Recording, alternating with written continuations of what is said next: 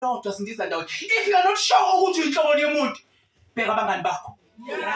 Uziyekeke wena ngoba awufuni ukuyijaja ngawe, but buka abangani bakho.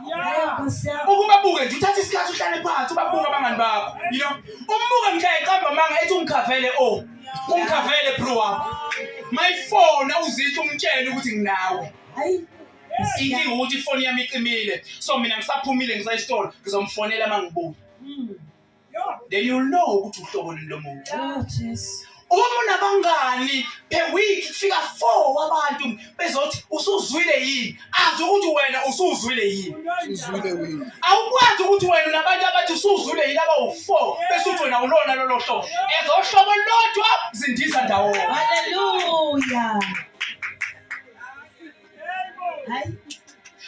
Uma ukuthi njalo wena mawuhlangene nabantu you complain about something but there is nothing wena ukuthi contribute ngayo, but everything yenziwa wrong kuwe and wena azi ukuthi kahle kahle i-issue akuyona leya ila.